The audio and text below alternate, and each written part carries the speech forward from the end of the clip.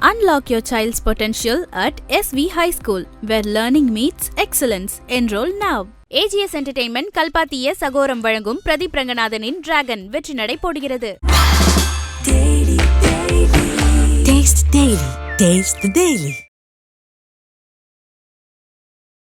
இப்போ நீங்கள் சொல்கிற அந்த மும்மொழி கொள்கையால் எங்கள் ஸ்டூடெண்ட்ஸ் என்ன திறந்தாழ்ந்து போயிட்டாங்களா? திமுகவை சார்ந்திருக்கக்கூடிய குடும்பத்தில் இருக்கக்கூடிய எம்பி எம்எல்ஏக்கள் எல்லாரும் அவங்கவுங்க குழந்தைய வந்து பிரைவேட் ஸ்கூலில் படிக்க வைக்கிறாங்க, தேர்ட் லாங்குவேஜ் படிக்க வைக்கிறாங்க. நீங்கள் வந்து வேற லாங்குவேஜ் படிச்சிக்கிங்களே, யார் வேணான்னு சொல்கிறது? நீங்கள் வந்து பாலிசின்ற பேரில் கொண்டு வந்து திணிக்கணும்னு எப்படி கொண்டு வர முடியும்? நீங்கள் பணத்தை ஏன் கொடுக்கல? அந்த ஸ்கீமுக்கு நம்ம வந்து ஒத்து போக மாட்டேங்கிறோம். அப்போ விட்டுட்டு போயிட வேண்டியதானே? ஏன் வந்து ஒட்டுமொத்தமாக கல்விக்கே வந்து மத்திய அரசாங்கம் வந்து பணம் தர மாட்டேங்கிறாங்க அப்படின்னு சொல்லி ஒரு வாதத்தை வைக்கிறீங்க. அந்த போர்டே சாங்ஷன் பண்ணிடுது. திடீர்னு வந்து பணத்தை கொடுக்குற நேரத்தில் பிஎம் ஸ்ரீ நீ கையெழுத்து போடல, அதனால பணத்தை ரிலீஸ் பண்ண முடியாதுன்னு சொல்கிறாங்க. மார்ச் 1ஆம் தேதியிலேருந்து அண்ணாமலை என்ன சொல்கிறாரு, நாங்கள் வீடு வீடாக பேரண்ட்ஸ்கிட்ட போய் நாங்கள் கையெழுத்து இயக்கம் பண்ண போகிறோம். சார் அவர் செப்பல் போட மாட்டேன்னு சொல்லுவார், ஷூ போட்டுக்கிறேன்னு சார், அதெல்லாம் நீங்கள் வேண்டாம். திமுக இதை எதிர்த்துக்கிட்டே இருந்துச்சு அப்படின்னா 356 பயன்படுத்தி ஆட்சியை கலைக்க வேண்டியதான் சுப்பிரமணிய சாமி சொல்றாரு. சுப்பிரமணிய சாமி மோடியை வந்து மாற்றணும்னு சொல்றாரு, ஒத்துக்கிறீங்களா? அதே போல நிர்மலா சீதாராமனை மாற்றணும்னு சொல்றாரு, ஒத்துக்கிறீங்களா? நீங்க அடுத்த கேள்விக்கு இல்ல, இப்போ 356 பயன்படுத்தி ஆட்சியை கலைப்போம் அப்படிங்கிற அந்த காலம் சார்.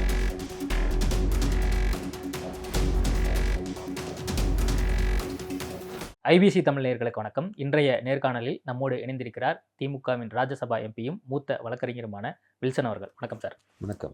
முதல்ல உங்களுக்கு வாழ்த்துக்கள். கிட்டத்தட்ட வந்து ஒரு 6 வருஷமாக நீங்கள் பார்லிமெண்ட்டில் பல்வேறு ஸ்பீச்சஸ் வந்து கொடுத்துருக்கீங்க. கிட்டத்தட்ட 300க்கும் மேற்பட்ட கேள்விகள், 700 டிபேட்டு, 17 பில்ஸ் எல்லாம் வந்து பாஸ் பண்ணியிருக்கீங்க. அண்மையில் முதலமைச்சர் டெப்டி சிஎம் வந்து மீட் பண்ணீங்க. எப்படி உணர்றீங்க?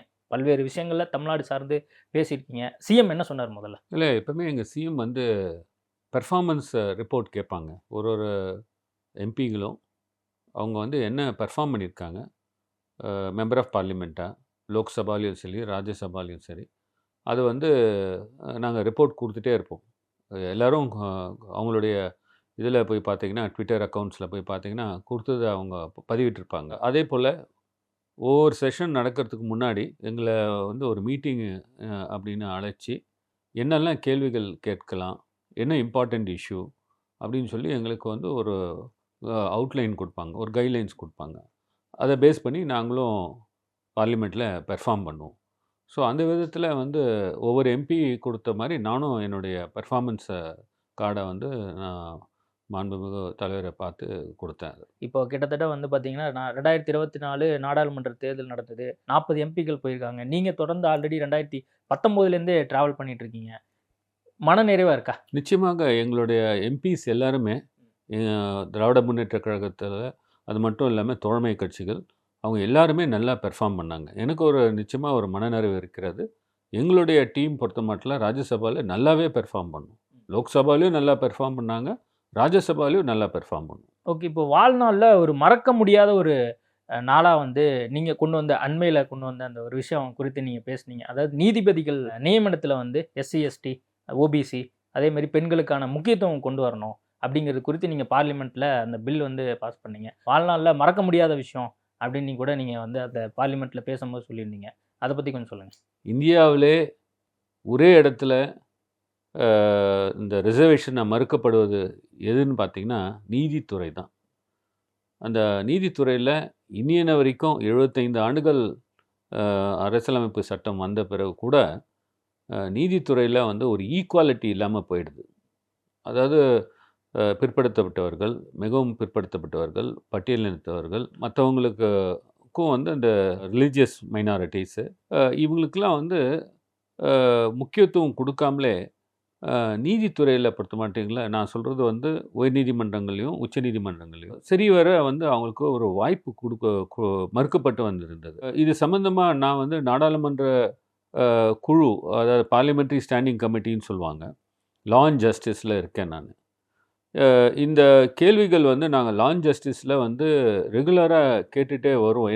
எத்தனை பேருக்கு வந்து நீங்கள் கொடுத்துருக்கீங்க? 1950லேருந்தே எடுத்துக்கோங்க, கான்ஸ்டியூஷன் வந்ததுலேருந்து இது வரைக்கும் நீங்கள் வந்து schedule cost, schedule tribe, OBC இவங்களுக்கு வந்து என்ன கொடுத்துருக்கீங்க, எத்தனை பேருக்கு வந்து இந்த வாய்ப்புகளை கொடுத்துருக்கீங்க, நீதிபதிகளை அப்பாயின்ட் பண்ணியிருக்கீங்க, உயர்நீதிமன்றத்திலும் சரி உச்சநீதிமன்றத்திலும் சரின்னு நான் வந்து 2019 அந்த கமிட்டியில் கண்டினியூஸாக இருக்கேன் நான். அதுக்கு என்னுடைய மாண்புமிகு தலைவர் அவர்களுக்கு நன்றி சொல்ல வேண்டும். அந்த லா அண்ட் ஜஸ்டிஸ் கமிட்டியில் ஜஸ்டிஸ் டிபார்ட்மெண்ட் வரும்பொழுது இந்த கேள்விகளை முன்வைப்பேன். அவர்கள் வந்து இந்த டேட்டாஸ் வந்து எங்ககிட்ட இல்லை, நான் தருவதற்கு இல்லை, நாங்கள் அந்த மாதிரி ஒரு டேட்டாவே மெயின்டைன் பண்ணலன்னு முதல்ல ஆரம்பத்தில் சொன்னாங்க. அப்புறம் ஒரு காலகட்டத்தில் வந்து இல்லை, நீங்கள் வந்து ஒரு நீதிபதி வந்து பதவியை ஒப்புக்கொள்ளும் பொழுது அவர்கள் எந்த கம்யூனிட்டி எந்த காஸ்ட்டு சார்ந்தவர்கள் என்று அவங்க வந்து சைன் பண்ணி கொடுப்பாங்க. அந்த டேட்டாஸ்லாம் வச்சுருப்பீங்களா, அதை கொடுக்கணும் அப்படின்னு சொல்லும்போது, சரிங்க நாங்கள் 2018 தான் டேட்டா மெயின்டைன் பண்ணுறோம், 2018 2023 வரைக்கும் நாங்கள் டேட்டா தரோம் அப்படின்னு சொல்லி அப்பொழுது தான் எங்களுக்கு வந்து அந்த டேட்டாவே கொடுக்குறாங்க. அந்த டேட்டா கொடுத்து வாங்கின பிறகு தான் தெரிகிறது, ஒரு 80 to 85% பார்த்தீங்கன்னா உயர் சாதியினர் தான் நீதிபதிகளாக அப்பாயின்ட் பண்ணியிருக்காங்க. அந்த 2018 to 2023 கொடுக்கப்பட்ட டேட்டாவில் பார்த்தீங்கன்னா 80 85% வந்து உயர் சாதி பிரிவினர்களே வந்து நீதிபதிகளாக அப்பாயின்ட் பண்ணியிருக்காங்க. அது கூட ஒரு பிரிவை சார்ந்தவர்கள், அது யாருன்னு நான் சொல்ல விரும்பலை, உங்களுக்கே தெரியும், அவங்கள வந்து நீதிபதிகளாக அப்பாயின்ட் பண்ணியிருக்காங்க. மீதி உள்ள 15% தான் நீங்கள் நம்ம வந்து இந்த schedule cost schedule try OBC சொல்கிறோம் பாருங்கள், அவங்களுக்கு வாய்ப்பு கொடுக்கப்பட்டிருக்கிறது. ஸோ இது பார்த்தீங்கன்னா ஈக்குவாலிட்டி எங்கே இருக்குது? நீங்கள் வந்து ரிசர்வேஷன் வந்து கொடுக்க முடியாது அப்படின்னு மறுக்கப்படுகிற ஒரே இடம் தான் இந்த நீதித்துறை. ஏன்னா வந்து இதில் வந்து ரிசர்வேஷன் இம்ப்ளிமெண்ட் பண்ண முடியாது, கான்ஸ்டியூஷன் சொல்லலை. இதுதான் அவங்க வந்து நான் ஒவ்வொரு அடியும் கேள்வி கேட்பேன், இதுதான் பதில். இவங்க திரும்ப திரும்ப வந்து நீதித்துறைகளில் வந்து ரிசர்வேஷன் கிடையாது, அந்த ரிசர்வேஷன் இல்லாததுனால நீங்கள் வந்து இவங்களுக்கு வந்து பிரதிநிதித்துவம் கொடுக்கணும், இவங்களுக்கு வந்து ரெப்ரசன்டேஷன் கொடுக்கணும் அப்படின்னு நீங்கள் சொல்ல முடியாதுன்றது ஒன்றிய அரசின் நிலைப்பாடு. ஸோ அவங்க வந்து நிலைப்பாடு எடுக்கும் பொழுது வேறு வழி இல்லாமல் நான் அரசியலமைப்பு திருத்த சட்டம் நான் வந்து பாராளுமன்றத்தில் ப்ரைவேட் மெம்பர் பில் எங்களுடைய அதிகாரத்தின் யூஸ் பண்ணி அந்த ப்ரைவேட் மெம்பர் பில்லை இன்ட்ரடியூஸ் பண்ணேன். அன்றைக்கி தான் வந்து என் வாழ்நாளிலே வந்து மறக்க முடியாத ஒரு பில். ஏன்னா அதுக்கு என்னுடைய தலைவர் அவர்களுக்கு நன்றி கூறி நான் அந்த பதிவிட்டு இருந்தேன் நெக்ஸ்ட் வலைதளத்தில். நான் பேசும்போது கூட சொன்னேன், 75 ஆண்டுகளாக இந்த அரசியலமைப்பு சட்டம் வந்த பிறகு கூட ஒரே இடத்துல வந்து இந்த மாதிரி ரிசர்வேஷனை மறுக்கப்படுது என்னன்னு எந்த இடம் பார்த்தீங்கன்னா நீதித்துறை தான். அதனால இந்த பில்லை நான் கொண்டு வரேன் அப்படின்னு சொல்லி நான் சொல்லியிருப்பேன். அதான் இப்போ நீங்கள் பில்லை இன்ட்ரடியூஸ் பண்ணிட்டீங்க, அதை மேலும் வலுப்படுத்துறதுக்கு இப்போ நீங்கள் சொன்னது மாதிரி யாருமே எதிர்ப்பு தெரிவிக்கல அப்படின்னு நீங்கள் சொன்னீங்க. இது அடுத்த கட்டமாக எப்படி போகும்னு நினைக்கிறீங்க? இப்போ 85% உயர் சாதியினர் அப்படிங்கிறது இப்போ நீங்கள் சொல்லக்கூடிய விஷயம் மூலிமா தெரியுது. இப்போ ஏற்கனவே இருக்கக்கூடிய அந்த 85% இருக்காங்களே, அவங்க எல்லாமே எப்படி திறமையற்றவர்களா, இல்லை வந்து எப்படி அவங்கள நியமிச்சிருக்காங்க? மீதியை மற்றவங்களை நியமிக்காமல் போகிறதுக்கான காரணம் என்ன? அவங்க ஒன்று திறமை இல்லாமல் இருக்காங்களா, என்ன காரணம்? அது ஒன்லி அந்த கொலிஜியம் சிஸ்டத்தினால மட்டுமே அவங்க வந்து திரும்ப திரும்ப தேர்ந்தெடுக்கப்படுறாங்களா? நீங்கள் கேட்குற கேள்வி முக்கியமான கேள்வி. அதாவது நான் வந்து லா மினிஸ்டரை நிறைய தடவை இது சம்மந்தமாக கேள்வி கேட்டிருப்பேன். அதாவது இப்பொழுது வந்து நீதிபதிகள் நியமனத்தில் வந்து கொலிஜியம் சிஸ்டம் அப்படின்னு சொல்லி உச்சநீதிமன்ற தீர்ப்பின்படி உயர்நீதிமன்றத்தில் ஒரு கொலிஜியமோ, அதாவது ஒரு சீஃப் ஜஸ்டிஸோ 2 மூத்த நீதிபதிகள், அவங்க வந்து கொலிஜியம் சிஸ்டம் உயர்நீதிமன்றத்தில். உச்சநீதிமன்றத்தில் பார்த்திங்கன்னா சீஃப் ஜஸ்டிஸ் ஆஃப் இந்தியாவும் அதுக்கப்புறம் உள்ள ஒரு 5 ஜட்ஜஸ் மூத்த நீதிபதிகள், இவங்க தான் அந்த கொலிஜியம் ஃபார்ம் பண்ணுறாங்க. இந்த கொலிஜியம் சிஸ்டத்தில் வந்து அவங்க வந்து நேம்ஸ் வந்து பரிசீலனை பண்ணும்பொழுது அந்த நேம்ஸ்க்கு வந்து முக்கியத்துவம் வந்து அந்த கொலிஜியத்தில் யார் இருக்காங்களோ அவங்க தான் அந்த முக்கியத்துவம் கொடுக்குறாங்க. அந்த முக்கியத்துவம் படி பிரகாரம் பார்த்தீங்கன்னா இது நாள் வரைக்கும் அந்த டேட்டாவை நான் சொல்கிறது பார்த்தீங்கன்னா இந்த மாதிரி ஜட்ஜஸ் வந்து தான் அவங்க வந்து செலக்ட் பண்ணியிருக்காங்க. அப்படின்னு பார்த்தீங்கன்னா நீங்கள் வந்து ஏன் இந்த கொலிஜியம் சிஸ்டத்தில் வந்து இப்படி ஒரு ஃபெயிலியராக இருக்கிறது? ஒன்று வந்து மற்ற நான் சொன்ன உயர் சாதியினர் தவிர மற்ற சாதியினரில் வந்து சட்டம் நல்ல சட்டத்தை முன்னிலைப்படுத்தி ஆர்கியூ பண்ணுற டேலண்டட் லாயர்ஸ் இல்லைன்றீங்களா, இல்லை நீங்கள் இந்த கொலிஜியம் சிஸ்டம் அவங்கள ஐடென்டிஃபை பண்ண தவறிவிட்டதா? நீங்கள் எப்படி பார்க்கக்கூடாது? அப்போது ஒன்று வந்து மற்ற சாதியினர் வந்து டேலண்ட் இல்லைன்றீங்களா, அவங்களுக்கு வந்து ஜஸ்ட்டு சொல்ல முடியாதா, இல்லை நீங்கள் ஐடென்டிஃபை பண்ண ஃபெயிலியர் ஆகிடுச்சா? அப்போ இந்த டைவர்சிட்டி பன்முகத்தன்மை இல்லாத காரணம் என்ன? யார் மேலே தவறு இருக்கிறது அப்படின்னு கேட்கும்போது அவங்க வந்து ஆன்சர் பண்ணுறது எல்லாம் என்ன சொல்கிறாங்கன்னா, அரசியலமைப்பு சட்டத்தில் வந்து அந்த மாதிரி இல்லை, ரிசர்வேஷன் கொடுக்கணும்னு இல்லை, அதனால் வந்து நம்ம வந்து கட்டாயப்படுத்த முடியாது, கலிஜியத்தை கட்டாயப்படுத்த முடியாது. அப்போ ஆர்டிகல் 14 எதுக்கு இருக்கிறது? சட்டத்துறை அமைச்சர் வந்து இதே ஒரு சொல்லிட்டே வர்றதுனால வேற வழியின்றி தான் இந்த மாதிரி பில்லை இன்ட்ரடியூஸ் பண்ணியிருக்கோம். இல்லை, இப்போ அரசாங்கத்தினோட நிலைப்பாடு, இந்திய அரசாங்கத்தினோட நிலைப்பாடு இந்த மாதிரி வந்து அந்த மாதிரி லா இல்லை அப்படின்னு சொல்றாங்கன்னு நீங்க சொல்றீங்க. இப்போ அங்க இருக்கக்கூடிய மூத்த நீதிபதிகள்லாம் இருப்பாங்கல்ல, நீதிபதிகள் கொலஞ்சியத்தை வந்து தொடர்ந்து அடுத்து யார் வர போறாங்கிறத தேர்ந்தெடுக்கிறாங்கல்ல, அவங்களுமே அதை நினைக்கலையா அப்படிங்கிற ஒரு கேள்வி இருக்குல்ல. அதுதான் ஒரு பிரச்சனை. என்னன்னா இந்த கலிஜியத்தில் நீங்கள் மூத்த நீதிபதிகளாக போய் பார்க்கும்பொழுது ஏதாவது ஒருத்தர் பிற்படுத்தப்பட்டவனர் வர்றதுக்கு வாய்ப்புகள் இருந்தால் தான் இன்னொரு பிற்படுத்தப்பட்ட ஒரு நீதிபதிகளாக வர வாய்ப்புகள் இருக்கிறது. முக்கால்வாசி பார்த்தீங்கன்னா அது இல்லாமலே போயிடுது. அப்போ 10 பேர்ல 8 பேர் உயர் ஜாதியினர். அதனால தான் சொல்கிறேன் உங்களுக்கு, 82% உயர் சாதியினர் இருக்கும்பொழுது அவங்க வந்து கலிஜியத்தில் அவங்க இருக்கும்பொழுது நீங்கள் எப்படி பிற்படுத்தப்பட்டவர்களுக்கு வந்து சான்ஸ் கிடைக்கிற மாதிரி அவங்க யோசிக்க முடியும்? இன்னைக்கு நீங்கள் வந்து இன்னி தேதியில் எடுத்துங்க, சென்னை உயர்நீதிமன்றத்தில் என்ன பிரச்சனைகள் நடக்கிறது? இந்த 12 வேக்கன்சி இருக்கிறது. இந்த 12 வேக்கன்சிஸ்க்கு இங்கே வந்து நான் இப்போ பாருங்கள், தமிழ்நாடு ஃபுல்லாக வந்து வழக்கறிஞர் கொந்தளித்து கொண்டிருக்கிறார்கள். ஏன்னா வந்து பெரும்பாலும் உயர் சாதியினர் வந்து வருவதற்கு வாய்ப்புகள் நிறையவே இருக்குது. ஏற்கனவே வந்து நிறைய பேர் இருக்காங்க சென்னை உயர்நீதிமன்றத்தில். நீங்கள் போய் அவங்கள ஸ்டாக் பண்ணிகிட்டே இருந்தீங்கன்னா அப்புறம் மற்றவங்களுக்கு எங்கே இருக்குது? அவங்களுக்கும் வாய்ப்பு கொடுக்கணும்ல. ஒரு நீதிமன்றம்னா வந்து பார்க்கும்பொழுது ஒரு டைவர்சிட்டி ரெப்ரசன்ட் பண்ணணும், பன்முகத்தன்மை இருக்கணும். ஸோ அந்த பன்முகத்தன்மை இல்லைன்னா அப்புறம் நீதித்துறை எப்படி வந்து எல்லாருக்கும் உண்டானதுன்னு எப்படி நீங்கள் சொல்ல முடியும்? ஏற்கனவே இந்த கொலிஜியில் இருக்கக்கூடிய அந்த நீதிபதிகள் எல்லாருமே பழைய மனப்பான்மையோட இருக்கிறாங்க. மத்திய அரசாங்கம் இந்த நிலைப்பாட்டில் இருக்கு. இப்போ நீங்க பில்லு கொண்டு வந்திருக்கீங்க, சுப்ரீம் கோர்ட்டு கொண்டு போனா அவங்க ஏற்கனவே என்ன ஃபாலோ பண்ணதோ அதே பண்ணட்டும் அப்படின்றாங்க. இப்போ இந்த பில் வந்து என்ன பண்ண போகுது? இந்த பில் வந்து நான் இப்போ இன்ட்ரடியூஸ் பண்ணியிருக்கேன். அடுத்தது வந்து மூவ் பண்ணுறதுக்கு ஒரு நாள் குறித்து அதை வந்து கொடுப்பாங்க.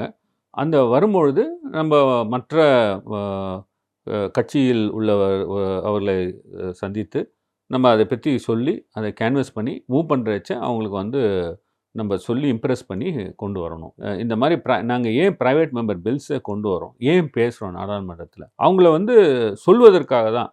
இது வந்து we are setting the law in motion. ஒன்று அவங்களே நீங்கள் கொண்டு வாங்க, இல்லைன்னா நாங்கள் கொண்டு வரோம்.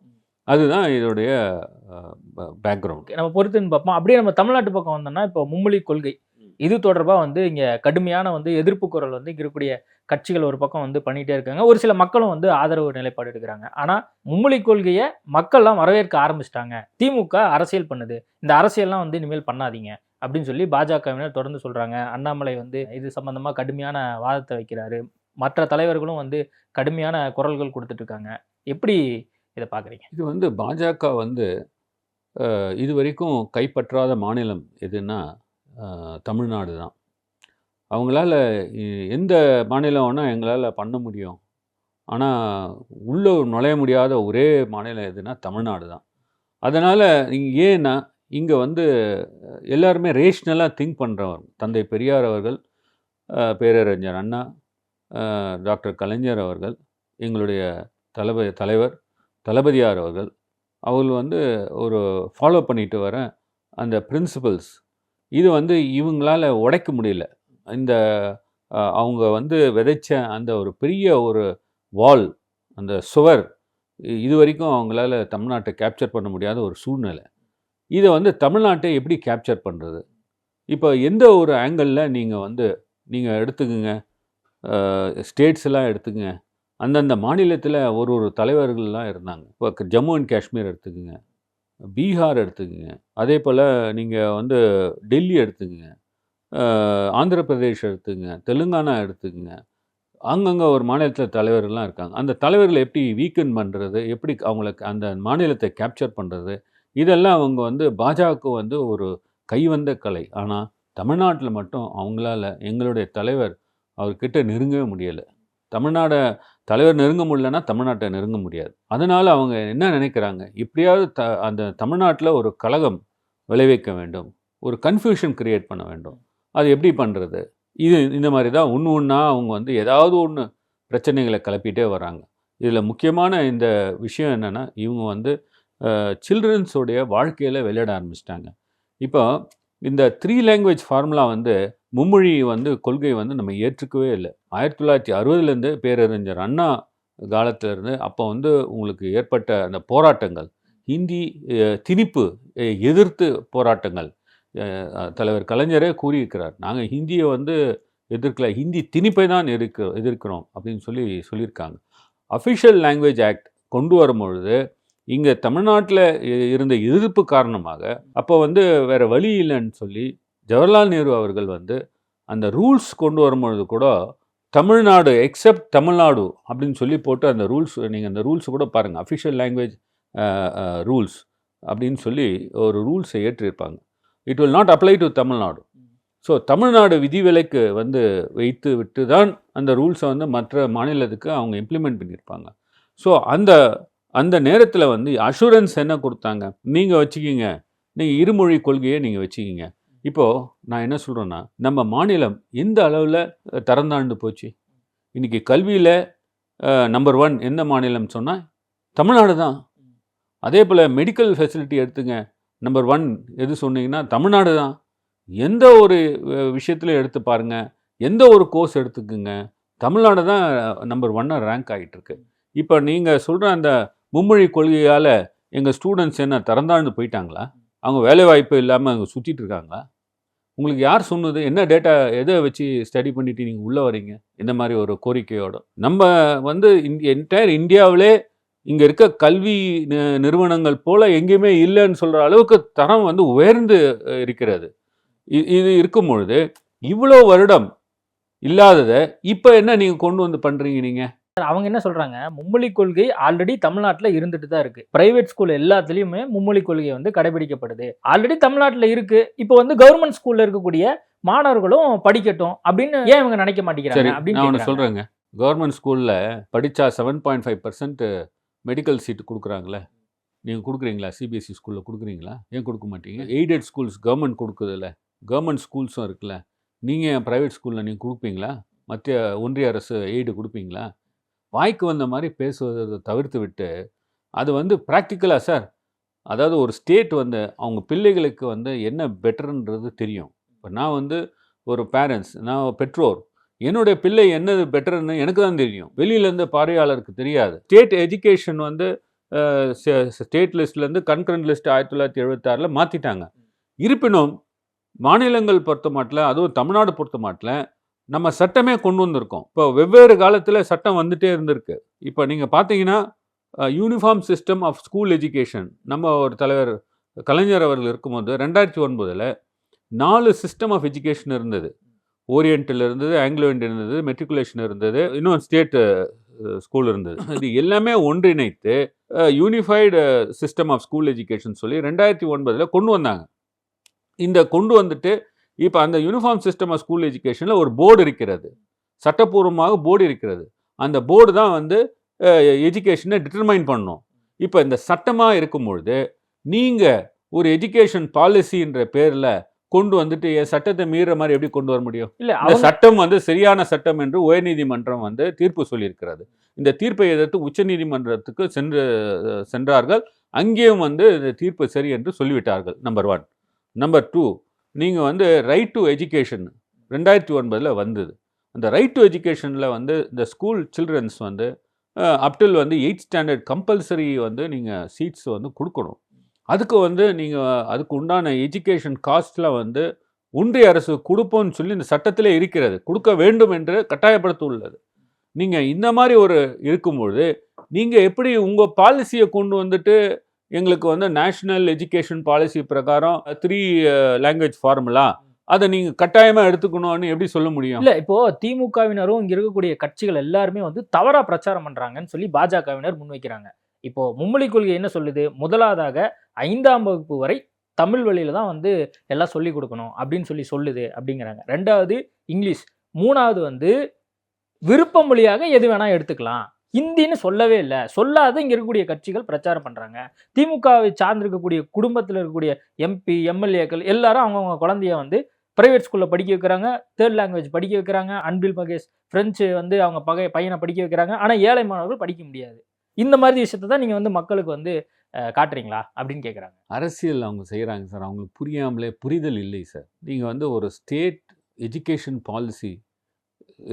பாலிசின்னும் போது 2 லாங்குவேஜ் ஃபார்முலா அவங்க அடாப்ட் பண்ணிட்டாச்சு. தமிழ்நாடு வந்து 2 லாங்குவேஜ் ஃபார்முலா அடாப்ட் பண்ணியாச்சு.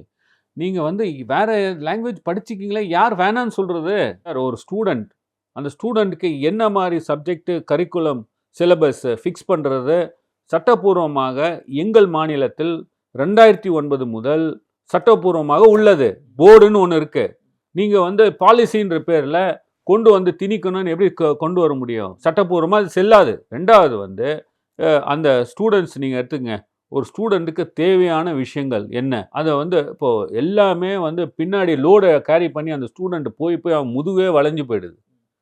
ஏற்கனவே இருக்கிற சப்ஜெக்ட்ஸு கிளாஸ் 1 to 8 வரைக்கும் அந்த சப்ஜெக்ட்டு எந்த அளவில் எக்ஸ்டெண்ட்டுக்கு வந்து கொடுக்கணும், அந்த மாதிரி தான் இவங்க வந்து ஸ்டேட்டும் அந்த சிலபஸை வந்து காயின் பண்ணி கொடுக்குறாங்க. அந்த பிள்ளைகளுக்கு நீங்கள் ஏன் ஓவர்லோட் பண்ணணும்? நீங்கள் பர்டன் பண்ணுறீங்க. பிரைவேட் ஸ்கூலில் இருக்கிற குழந்தைங்கலாம் படிச்சுக்கிறாங்க, ஏழை மாணவர்கள் படிக்க முடியாது அப்படின்னு சொல்லி நீங்கள் ஏன் முடிவு பண்ணுறீங்க? நீங்கள் வந்து அப்படின்னு கேட்குறாங்க. நீங்கள் ஒன்று சொல்கிறாங்க. நீங்கள் ப்ரைவேட் ஸ்கூலில் எடுத்து பாருங்கள், யாருமே 1லேருந்து 8 வரைக்கும் வந்து கட்டாயப்படுத்த மாட்டாங்க. ஒரு மொழி படிக்கணும்னா நீங்கள் அவன் படிச்சுட்டு போகலாமே.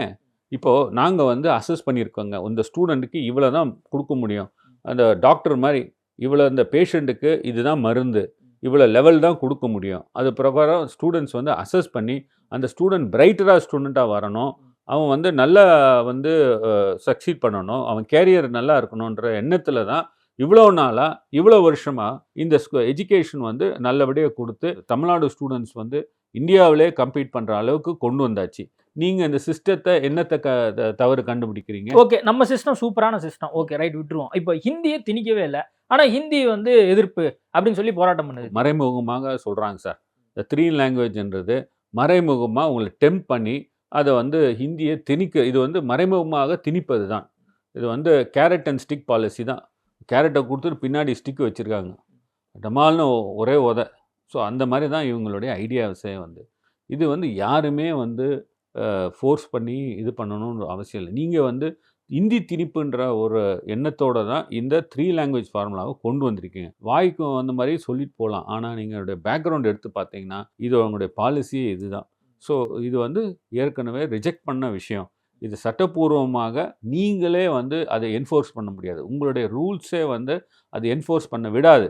நீங்கள் சட்டத்துக்கு பூர்வமாக இல்லாமல் நீங்கள் எப்படி வந்து இன்னி தேதியில் நான் 2152 கோடி தரமாட்டேன் சொல்கிற இன்னொரு பாருங்கள், பிஎம் ஸ்ரீ ஒரு திட்டம். அந்த பிஎம் ஸ்ரீ திட்டம் என்ன, 15,000 ஸ்கூல்ஸ் வந்து இந்தியாவிலே வந்து என்இபியை வந்து ஷோகேஸ் பண்ணி ஸ்கூல்ஸை ஐடென்டிஃபை பண்ணி வராங்க. அதுக்கு வந்து கையெழுத்து போடணும் அப்படின்னு சொல்லி ப்ரெஷரைஸ் பண்ணுறாங்க. இந்த கையெழுத்து போடணும்னு இப்போ ப்ரெஷரைஸ் பண்ணும்போது தமிழ்நாடு அது முடியாதுன்னு சொல்லி சொல்கிறாங்க. ஏன்னா நமக்கு உள்ள கல்வி திட்டம், கல்வி இது வந்து பார்த்திங்கன்னா ஒரு டிஃப்ரெண்ட்டாகவே இருக்கிறது. அதனால தான் நம்மளாம் இவ்வளோ தூரம் சக்சீட் பண்ணி வர முடியுது. ஸோ அது பண்ண முடியாதுன்னு சொல்லும்போது நீங்கள் இதில் கையெழுத்து போடாதனால இந்த சமக்கிர சிக்ஷா திட்ட பிரகாரம் நான் உங்களுக்கு பணம் வந்து 2152 கோடி தர முடியாது அப்படின்னு சொல்லி நிறுத்துகிறாங்க. அந்த திட்டம் வேறு, இந்த திட்டம் வேறு. அந்த திட்டம் வந்து 2018 அந்த திட்டம் இருக்கிறது. அந்த திட்டத்தின்படி பணம் வந்து கொடுத்துட்டு வராங்க. அந்த திட்டம் கூட பார்த்தீங்கன்னா இந்த ரைட் டு எஜுகேஷன் அந்த 2009 ஆக்டை பின்னிக்கிட்டு வரும் அது. ஸோ அவங்களுடைய ரெஸ்பான்சிபிலிட்டிஸ் இருக்கிறது. ஸோ அதனால தான் அந்த வந்து கிராண்ட் கொடுத்துட்டே வராங்க. 2152 கோடி இந்த இயருக்கு வந்து யுவர் என்டைட்டில்னு சொல்லி கிளியர் பண்ணிட்டாங்க. அந்த போர்டு வந்து நீங்கள் தகுதியானவர்கள், நீங்கள் அதை சொன்ன மற்ற இதெல்லாம் கம்ப்ளை பண்ணிட்டீங்க, இந்த பணத்தை எடுத்துக்கலாம் அப்படின்னு சொல்லி அவங்க கிளியர் பண்ணிட்டாங்க. ஆனால் திடீர்னு வந்து மினிஸ்டர் என்ன பண்ணுறாரு, அவர் பொலிட்டிக்கல் அஜெண்டாவை கொண்டு வந்துட்டு இதில் திணிக்கிறாரு. நீங்கள் பிஎம்ஸ்ரீ சைன் பண்ணல, நான் தர முடியாது அப்படின்னு சொல்லி. இது ஒன்றும் இல்லை, பாஜக திட்டமுடைய வந்து என்னென்னா ஆர்எஸ்எஸோடைய ஐடியாலஜி தான். அதை தான் அவங்க வந்து செயல்படுத்த விரும்புகிறார்கள். அது வந்து முடியாது, நீங்கள் வந்து கையெழுத்து போடலைன்னா பணம் கொடுக்க முடியாது அப்படின்னு சொல்லி நிறுத்துறாரு. ஸோ அதுக்கும் இதுக்கும் முடிச்சு போடுறது தான் இங்கே பிரச்சனையே. ஸோ அந்த ஸ்கீம் பிரகாரம் எல்லாமே கம்ப்ளை பண்ணியாச்சு, அந்த போர்டும் கிளியர் பண்ணியாச்சு. நீங்கள் பணத்தை ஏன் கொடுக்கல? இல்ல இப்போ அவங்க என்ன சொல்றாங்க, இந்திய அரசாங்கம் ஒரு ஸ்கீம கொண்டு வருது. எஜுகேஷன்ல ஒரு டிரான்ஸ்ஃபர்மேஷன் நாங்க கொண்டு வரணும்னு நினைக்கிறோம். அப்படின்னு சொல்லி தர்மேந்திர பிரதான் சொல்றாரு. அந்த ஸ்கீமுக்கு நம்ம வந்து ஒத்து போக மாட்டேங்கிறோம். அப்ப விட்டுட்டு போயிட வேண்டியதானே. ஏன் வந்து ஒட்டுமொத்தமா கல்விக்கே வந்து மத்திய அரசாங்கம் வந்து பணம் தர மாட்டேங்கிறாங்க அப்படின்னு சொல்லி ஒரு வாதத்தை வைக்கிறீங்க அப்படின்னு கேட்குறாங்க. இப்போ சமக்ரா சிக்ஷா ஸ்கீமில் நமக்கு என்டைட்டில்மெண்ட் உண்டு சார். அது எங்கே பணம் சார்? வரி பணம் சார் அது. இல்ல அவங்க என்ன சொல்றாங்க, அந்த திட்டம் ஆ மும்மொழி கொள்கை திட்டமா இருக்கு. அந்த திட்டத்தை நீங்க ஏற்க மாட்டேங்கிறீங்க. அதனால நாங்க அந்த ஸ்கீமை வந்து இம்ப்ளிமெண்ட் பண்ண நீங்க விடாதனால நாங்க அந்த அமௌண்ட்டை தர மாட்டேங்கிறோம் அப்படிங்கிறாங்க. இல்லை, அவங்க வந்து என்ன சொல்கிறாங்கன்னா, நீங்கள் பிஎம் ஸ்ரீ ஸ்கீமில் வந்து கையெழுத்து போடாதனால, நாங்கள் மெமராண்டம் எம்ஓயு சைன் பண்ணாதனால, நாங்கள் அந்த திட்டத்தில் உள்ள பணத்தை கொடுக்க முடியாதுன்னு சொல்கிறாங்க. அந்த திட்டம் வேறு, இந்த திட்டம் வேறு. அந்த போர்டே சேங்ஷன் பண்ணிடுது. திடீர்னு வந்து பணத்தை கொடுக்குற நேரத்தில் பிஎம் ஸ்ரீ நீ கையெழுத்து போடல, அதனால பணத்தை ரிலீஸ் பண்ண முடியாதுன்னு சொல்கிறாங்க. இதுதான் பிரச்சனை. இல்ல அதான் பிஎம் ஸ்ட்ரீமே நியூ எஜுகேஷன் பாலிசிக்குள்ள மெர்ஜ் ஆகுது. அதனால வந்து நம்ம பண்ண மாட்டேங்கிறோம் அப்படிங்கிறது தான் ஒரு மெயின் பிரச்சனையா இருக்கும்போது, அப்ப ரெண்டுமே இன்டர்லிங்க் தானே. அப்போ வந்து ஒட்டுமொத்தமா 5000 கோடி வந்து தமிழ்நாடு இழக்கிறது அப்படின்னு சொல்லி மத்திய அமைச்சர் சொல்றாரு. அப்ப நம்மளா வந்து வாலண்டியரா வேண்டான்னு சொல்லிட்டு 5000 ரூபாய் கொடுக்க மாட்டேங்கிறாங்களா, அப்ப கொடுக்காம தான் இருப்பாங்க. இப்போ எங்களுக்கு கன்கரண்ட் சப்ஜெக்டில் எங்களுக்கும் சட்ட ரீதியாக பவர் இருக்கிறது. நாங்கள் சட்ட ரீதியாக சட்டமே கொண்டு வந்துட்டோம். நீங்கள் வந்து கன்கரண்ட் ரேஸில் உங்களுக்கும் பவர் இருக்கிறது. ஆனால் நீங்கள் ஒன்லி பாலிசியாக வச்சுருக்கீங்க. சட்டம் பெரிதா, பாலிசி பெரிதா? ஒன்று. ரெண்டாவது, இந்த வரி பணம். இந்த வரிக்குள்ள வந்து இப்படி தான் பண்ணுவேன், அப்படி தான் பண்ணுவேன்னு இரேஷனலாக சொல்ல முடியும். நாளைக்கு நீங்கள் 7 லாங்குவேஜ் நீங்கள் இம்போஸ் பண்ணணும். நீங்கள் நீங்கள் வந்து பணம் கொடுக்குறதா இருந்தால் 7 லாங்குவேஜ் இந்த குழந்தை மேலே நாளைக்கு சமஸ்கிருதம் படிக்கணும், கட்டாயம் படிக்கணும். நீங்கள் அப்படியே சொல்லிகிட்டே போனால் அப்போ ஒரு ஸ்டேட் கேட்காதா? ரேஷனலாக திங்க் பண்ண வேணாமா? எது பெட்டர்ன்னு ஸ்டேட்டுக்கு தெரிய வேணாமா? தெரியும் இல்லை? அப்போ அதில் தானே அவங்க கேட்குறாங்க. தேவையானது இல்லையே, இது தேவையான ஒரு விஷயம் இல்லையே சார். நீங்கள் what is necessary for a child, என்ன பேசிக்காக அவங்களுக்கு என்ன ஸ்கூல் எஜுகேஷனுக்கு என்ன தேவைப்படுகிறது, இதெல்லாம் வந்து லிஸ்ட்டு 3 கன்கரண்ட் லிஸ்ட்டில் இருக்கிறதுனால ஒரு ஸ்டேட் வந்து கரெக்டாக பேஸ் பண்ணி சிலபஸும் கரிக்குலமும் ஃப்ரேம் பண்ணி கொடுத்துட்ருக்க நேரத்தில் நீங்கள் வந்து திடீர்னு பாலிசின்ற பேரில், பணம் கொடுக்குறன்ற பேரில் ஒரு பாலிசியை கொண்டு வந்துட்டு நீங்கள் இது அடாப்ட் பண்ணாதான் பணம் கொடுக்க முடியும்னு சொல்கிறது எந்த விதத்தில் நியாயமாக இல்லை, இருக்கு? மற்ற மாநிலங்கள் ஓகேன்ட்டாங்க. பாஜக அல்லாத மாநிலங்களும் ஓகே சொல்லுது. கேரளாவில், கர்நாடகாவில் எல்லாம் ஓகே சொல்லிட்டாங்க. தமிழ்நாடு மட்டும்தான் வேணும்ட்டு அரசியல் பண்ணுது. இங்கே கூடிய அரசியல் கட்சிகள் அரசியல் பண்ணுறாங்கன்னு மத்திய அமைச்சர் சொல்கிறார். சார், நம்மள உள்ள சிஸ்டம், எஜுகேஷன் சிஸ்டம், நான் முதல்லேருந்து திருப்பி அதை சொல்ல விரும்பலைங்க. நம்ம வந்து எப்படி வந்து எல்லா விதத்துலையும் நம்ம நம்பர் 1 இருக்கிறோம். நீங்கள் அந்த பெட்ராக் உடைக்க பார்க்குறீங்களே, ஃபவுண்டேஷன் உடைக்க பார்க்குறீங்களே. ஏன்னா மற்ற மாநிலங்களே இம்ப்ளிமெண்ட் பண்ணியாச்சு. கால சூழல் அப்படி இருக்குது. இன்னொரு லாங்குவேஜ் கற்றுக்கிட்டா தேவைப்பட்டா கற்றுக்கிட்டோன்னு நம்மளே சொல்கிறோம். அப்போ இது காலத்தின் கட்டாயமாக இன்னொரு லாங்குவேஜ் கற்றுட்டு போட்டுமே. இல்லை சார், அதுதான் நீங்கள் திருப்பி அதை அண்டர்ஸ்டாண்ட் பண்ணாமல் கேட்குறீங்க. காலத்தின் கட்டாயம் சொல்லும்போது உங்களை யார் தடுக்கிறது? நீங்கள் கற்றுட்டு போங்களேன். யார் வேணான்னு சொல்கிறா? ஆனால் இது கம்பல்சரியாக நீங்கள் கற்றுக்கணும் அப்படின்னும் போது அந்த சைல்டுடைய அசஸ்மெண்ட் பண்ணுற ஆள் நான் இருக்கேன். என் சைல்டு, என்னுடைய ஸ்கூலில் படிக்கிற சில்ட்ரன்னு எனக்கு நல்லா தெரியும். அதோடைய எந்த அளவில் சப்ஜெக்ட் கொடுக்கலாம், எந்த அளவுக்கு கரிக்குலம் ஃப்ரேம் பண்ணலான்னு எனக்கு தெரியும் பொழுது அது நான் வந்து வேணான்ற நான் நினைக்கிறேன்னே. நீங்கள் எப்படி சரி அந்த சைல்டு வந்து நான் தடுக்கலையே, நீங்கள் வெளியில் போய் இப்போ கற்றுக் கொடுக்கலாமே. யாருமே வந்து வேணான்னு சொல்லலையே. இல்லை, இப்போ மார்ச் 1ஆம் தேதியிலேருந்து அண்ணாமலை என்ன சொல்றாரு, நாங்கள் வீடு வீடாக பேரண்ட்ஸ்கிட்ட போய் நாங்கள் கையெழுத்து இயக்கம் பண்ண போகிறோம். சார், அவர் செப்பல் போட மாட்டேன்னு சொல்லுவார், ஷூ போட்டுக்கிறேன்னு சார். அதெல்லாம் நீங்கள் வேண்டாம். நம்ம வந்து லீகலாக பேசுகிறேன் நான். அதே போல் உங்களுக்கு வந்து என்ன பவர்ஸ் இருக்கிறது அப்படின்ற பேசுகிறேன். வாய்க்கு வந்த மாதிரி பேசிட்டு போனால் இது சில்ட்ரனுடைய எஜுகேஷன் சிஸ்டம் சார். நீங்கள் இவ்வளோ வருஷம் நாங்கள் வந்து சாதிச்சுட்டு தமிழ்நாட்டில் வந்து நம்பர் 1 கொண்டு வந்துட்டு எல்லா டைப் ஆஃப் எஜுகேஷனும் இந்த மாணவர்கள் வந்து திறம்பட வந்து படிச்சுட்டு வெளியில் வராங்க. எல்லா இடத்துலையும் போய் எங்கே சார் எங்கள் மாணவர்கள் சலிச்சிருக்காங்க சொல்லுங்கள். ஒவ்வொரு மாநிலத்துக்குள்ளே அவங்களை ஈஸியாக என்டர் பண்ண முடியல, தமிழ்நாட்டில் மட்டும் என்டர் பண்ண முடியல. கழகம் பிறப்பதற்காக தான் இது வந்து அவங்க செய்கிறாங்க. இது ஹிந்தி வந்து அவங்க திணிப்பதற்காக தான் இது வந்து அவங்க பண்ணிகிட்ருக்காங்க. ஆனால் இது வந்து இங்கே தமிழ்நாட்டில் அந்த அவங்களுடைய வேலையை வந்து இங்கே செயல்படாது. இல்லை, இப்போ மும்மொழி கொள்கை ஒரு வேளை வந்துட்டா பாஜக இங்கே வளர்ந்துருமோ? ஹிந்தி வந்து கொண்டு வந்துட்டா பாஜக இங்கே வளர்ந்துரும் அப்படின்னு நினைக்கிறேம்மா. ஹிந்தி பிரச்சார சபை வச்சு என்ன பண்ணீங்க? சிபிஎஸ்சி ஸ்கூல் வச்சு என்ன பண்ணீங்க சார்? கேந்திர வித்யாலயா ஸ்கூல் வச்சு என்ன சார் பண்ணீங்க? இது வரைக்கும் எதாவது பண்ண முடியுதா சார்? எல்லாமே உங்கள் கையில் இருக்குது சார். சிபிஎஸ்சி ஸ்கூலும் இருக்குது சார். நீ எத்தனை ஸ்கூல் சார் ஆரம்பிச்சிருக்கீங்க? ஏன் சார் இப்போ வந்து இந்த ஸ்கூலில் தமிழ்நாடு நடத்துகிற ஸ்கூல்ஸை வந்து நீங்கள் தமிழக அரசு நடத்துகிற ஸ்கூல்ஸை வந்து நோண்டிட்டு இருக்கீங்க? நீங்கள் எத்தனை ஸ்கூலை ஓப்பன் பண்ணீங்க? நீங்கள் என்ன இந்தியை வளர்த்தீங்க? இதே பேசுகிறீங்களே, நீங்கள் என்ன பண்ணீங்க? கேந்திர வித்யாலயா ஸ்கூல்ஸ் எத்தனை நீங்கள் ஓப்பன் பண்ணீங்க? அதே போல் ஏகலவ்யா ஸ்கூல்ஸு, அந்த எத்தனை ஸ்கூல்ஸ் நீங்கள் ஓப்பன் பண்ணியிருக்கீங்க? கேந்திர வித்யாலயாவில் இன்றைக்கி வந்து டீச்சர்ஸு அவங்க வந்து ரேஷியோவே கம்மியாயிட்டு இருக்கு. டீச்சர்ஸ்லாம் ஃபில்அப் பண்ணியிருக்கீங்களா வேக்கன்சிஸு?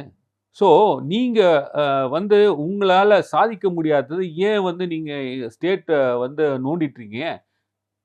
நீங்கள் வந்து எது நீங்கள் சொல்கிறீங்களோ உங்களுடைய மாநிலத்தில் போய் செஞ்சிட்ருங்க. இந்த மாநிலம் நல்லா இருக்கிறது உங்களுக்கு கண்ணு பொறுக்கலையே. பிரதானமா குற்றச்சாட்டு என்ன வைக்கிறாங்கன்னா, இப்ப திமுககாரங்க, இங்க இருக்கக்கூடிய மற்ற கட்சி, கூட்டணி கட்சி யாரெல்லாம் வந்து எதிர்க்கிறாங்களோ, அவங்கவங்க ஆளாளுக்கு ஒரு ஸ்கூல் வச்சிருக்காங்க. அந்த ஸ்கூல்லலாம் மும்மொழி கொள்கை இருக்கு. சார் அதுதான் திருப்பி திருப்பி சொல்கிறேன் சார். திமுக அங்க போய் போராட்டம் பண்ணட்டும். சிபிஎஸ்சி ஸ்கூல் வேற சார், கேந்திர வித்யாலயா ஸ்கூல்ஸ் வேற சார். நான் ஒரு சிபிஎஸ்சி ஸ்கூல் வச்சுருக்கேன்னு வச்சுங்க. இந்த சிபிஎஸ்சியோடைய ரெகுலேஷன்ஸ் பிரகாரம் அதை செய்யணும். அதே கேந்திர வித்யாலயனா கேந்திர வித்யாலயோட ரெகுலேஷன்ஸ் பிரகாரம் செயல்படணும். பட் ஸ்டேட்டுன்னு வரும்போது ஸ்டேட் வந்து மேஜர் ஸ்கூல் ஹோல்டிங்ஸ் ஸ்டேட்டுக்கு இருக்குது சார். ஸ்டேட்டுக்கு யார் சார் படிக்கிறா சொல்லுங்கள்? கஷ்டப்படுறவங்க தான் சார் படிக்கிறாங்க. அந்த பிள்ளைகள்லாம் வந்து நீங்கள் எடுத்து பாருங்கள், டேட்டாவை எடுத்து பாருங்கள், ஏகே ராஜனுடைய ரிப்போர்ட் எடுத்து பாருங்கள். அதே போல் ஜஸ்டிஸ் கலைச்செல்வன் அந்த அவங்களுடைய ரிப்போர்ட் எடுத்து பாருங்கள். எத்தனை பேர் வந்து எவ்வளோ கஷ்டத்தில் வந்து பிள்ளைகளை வந்து வகுப்புக்கு அனுப்புகிறாங்க. இவங்க உட்காந்துட்டு காலாட்டிட்டு பேசிட்டு போயிடுவாங்க சார் டெல்லியில். ஆனால் அந்த பிள்ளை போய் அந்த ஸ்கூலில் படிச்சுட்டு அவன் வீட்டுக்கு வந்துட்டு அவன் மறுபடியும் அந்த கேரியரை ஷேப் பண்ணுறதுக்குள்ளே எவ்வளோ கஷ்டப்படுறாங்க சார். நீங்கள் நீ அதை படிங்க இதை படிங்கன்னா அந்த பிள்ளைகள் படிக்கணும்ல சார், எது ரிக்குவயர்மெண்ட்டை பார்க்கணும்ல சார். நீங்கள் இந்தியை படிச்சுட்டு என்ன சாதிக்க போகிறீங்கன்றது அது எனக்கு சார். நான் வந்து இதுதான் என் சாதனை, இதுதான் என் கேரியர்னும் போது அந்த கேரியருக்கு பிரகாரம் நான் ஸ்கூலில் யாரும் கம்பல் பண்ணுறது கிடையாது சார். அப்போ உங்களுக்கு வந்து உண்மையிலே ஒரு ஸ்டூடெண்ட்ஸ்க்கு அந்த ஸ்கூலில் வந்து பிடிக்கலைன்னா வேறு ஸ்கூல் அவன் ஜம்ப் பண்ணிட்டு போயிட்டே இருப்பான் அவன். இங்கே யாருமே வந்து தடுக்கிறது கிடையாது. நீங்கள் டிரான்ஸ்ஃபர்மேஷன் பாருங்கள், ஒரு ஸ்கூல் டு இன்னொரு ஸ்கூல் பார்த்தீங்கன்னா எல்லாமே அலோவ் பண்ணுறாங்க. ஒரு ஸ்கூல்லேருந்து இன்னொரு ஸ்கூல் போகணும் அப்படின்னு சொல்லும்போது அவங்க அலோவ் பண்ணிட்டு போகிறாங்க. அதனால் நீங்கள் வந்து ஐடியாலஜியாக இதை வந்து தமிழ்நாடு எப்படி சார் நீங்கள் வந்து களங்கம் விளைவிக்கிறது? ஒன்று வந்து ஏதாவது ஒரு பிரச்சனை கிடைக்குமா, ஒரு ரிலீஜியஸாக கிடைக்குமான்னு பார்க்குறாங்க, அது பண்ண முடியல. பிரச்சனைகள் கலகம் ஏற்படுத்த முடியுமா, அது பார்க்குறாங்க, அது முடியலை. இந்த வன்முறை செயல்களில் ஏதாவது ட்ரை பண்ணுறாங்க, அதையும் சரியாக வரலை. ஆகவே இந்த வந்து தமிழ்நாட்டை பீஸ்ஃபுல்லாக இருக்கக்கூடாது, அவங்களுக்கு வந்து ஏதாவது ஒரு ட்ரபிள் கொடுத்துட்டே இருக்கணும். அந்த எண்ணத்தில் தான் இந்த ஒரு விஷயங்கள் வந்து கையில் எடுத்துக்கப்பட்டிருக்கிறது. திமுக இதை எதிர்த்துக்கிட்டே இருந்துச்சு அப்படின்னா 356 பயன்படுத்தி ஆட்சியை கலைக்க வேண்டியதான். சுப்பிரமணிய சாமி சொல்றாரு, ஆட்சியை கலைச்சிருவோங்கிறார். சுப்பிரமணிய சாமி பேச்சை வந்து இன்னைக்கு இவருக்கு கேட்குறாங்களா, பாஜக கேட்குறாங்களா? அவர் மோடியே மாற்றணும்னு சொல்கிறாரு. இல்லை, கலைஞர் இந்த காலத்தில் நான் வந்து ஆட்சியை கலைஞ்சது. சுப்பிரமணிய சாமி மோடியை வந்து மாற்றணும்னு சொல்கிறாரு, ஒத்துக்கிறீங்களா? அதே போல் நிர்மலா சீதாராமனை மாற்றணும்னு சொல்கிறாரு, ஒத்துக்கிறீங்களா? நீங்கள் அடுத்த கேள்வி. இல்லை, இப்போ 356 பயன்படுத்தி ஆட்சியை கலைப்போம் அப்படிங்கிற அந்த காலம் சார். அவர் சொல்கிறார். ஏற்கனவே வந்து இங்கே இருக்கக்கூடிய கட்சிகள் அதை வந்து தொடர்ந்து சொல்லிக்கிட்டே இருக்கிறாங்க. எஸ்ஆர் பொம்மை கேஸ்க்கு வந்த பிறகு ஆட்சியை கலைப்பதற்கு வந்து அவ்வளோ சுலபமானது கிடையாது. கவர்னர் வந்து அவர் வந்து ஃபங்க்ஷன்ஸ் என்ன அப்படின்னு சொல்லி கோடிட்டு சொல்லிட்டாங்க. உத்தராகண்டில் இப்படி தான் வந்து சுப்பிரமணிய சாமி அட்வைஸர் மாதிரி யாரோ கொடுத்துருவாங்க போல இருக்கு, ஆட்சியை கலைச்சாங்க. ஆனால் அங்கே இருக்க உயர்நீதிமன்றம் கவர்னர் செய்தது தவறுன்னு சொல்லி ரெஸ்டோர் பண்ணாங்க. அந்த ஆட்சியை வந்து கலைச்சதே தவறுன்னு சொல்லி ரெஸ்டோர் பண்ணாங்க. கலைத்த அந்த ஆட்சியை அப்படியே lock stock and barrel restore ஆச்சு. உச்சநீதிமன்றமும் அப்ரூவ் பண்ணிட்டாங்க. அதனால் நீங்கள் எஸ்ஆர் பொம்மைக்கு முன்பும் எஸ்ஆர் பொம்மைக்கு பின்பும் கவர்னர்கள் அதிகாரங்கள் பறிக்கப்பட்டுள்ளன. இப்போ கவர்னர் பறிக்கப்பட்டுள்ளன சொல்லலை, அது அரசியலமைப்பு சட்டத்திலே இவ்வளோதான் அவங்களுக்கு அதிகாரம் இருக்கிறது. அவங்க வந்து they have to act under the aid and advice except இந்த ஆர்டிகல் 356. இது வந்து இன்டர்னல் டிஸ்டர்பன்சஸ் இவன் தான் கிரியேட் பண்ணுறாங்க. There is no question of internal disturbances at all. அதனால் நீங்கள் வந்து இந்த மாதிரி ஒரு பயமுத்துறது இதெல்லாம் இந்த மாதிரி எல்லாம் திராவிட முன்னேற்ற கழகம் வந்து மிஸ்ஸாகவே பார்த்தது. எங்கள் தலைவர் வந்து மிஸ்ஸா சட்டத்திலே போயிட்டு வந்தவர். அதை பற்றிலாம் கவலைப்பட மாட்டாங்க. நேற்று பாருங்கள் சொல்லியிருக்காங்க, 10,000 கோடி கொடுத்தாலும் நான் கையெழுத்தே போட மாட்டேன். ஏன் சொல்கிறாங்க? தமிழ்நாடு நலனுக்காக தானே. நீங்கள் தமிழ்நாடு நலனை பார்க்கணும்ல, அது இந்த நலனுக்காக தான் அவங்க சொல்கிறாங்க. இந்த நம்பர் 1 அந்த குழந்தைகள் நல்லா படித்து முன்னேறி லைஃப்பில் ஒரு நல்ல ஒரு பொசிஷனுக்கு வரணுன்றது தான் எண்ணம். ஆகவே வந்து நீங்கள் ஏதாவது செய்யணும்னு நினச்சிங்கன்னா சிபிஎஸ்சி ஸ்கூலில் வரைக்கும் வச்சிங்க, ஒன்றும் சாதிக்கலை. கேந்திரிய வித்யாலயா உருவாக்குனீங்க, ஒன்றும் சாதிக்கலை. எக்கலாவியா ஸ்கூல்ஸ் வச்சிங்க, ஒன்றும் சாதிக்கலை. ஏன் நீங்கள் வந்து ஸ்டேட் ஸ்கூல்ஸு, ஸ்டேட் ரன் பண்ணுற ஸ்கூல்ஸை நீங்கள் வந்து நோண்டிட்டுருக்கீங்க? நிறைய விஷயங்கள் குறித்து பேசியிருக்கோம். மக்கள் பார்ப்பாங்க, அவங்க பார்த்து புரிஞ்சுக்கிட்டோம். நேர்காணல் கொடுத்ததுக்கு மிக்க நன்றி. நன்றி, வணக்கம். Unlock your child's potential at SV High School, where learning meets excellence. Enroll now. AGS Entertainment கல்பாத்திய சகோரம் வழங்கும் பிரதீப் ரங்கநாதனின் டிராகன் வெற்றி நடை போடுகிறது. Taste the Daily.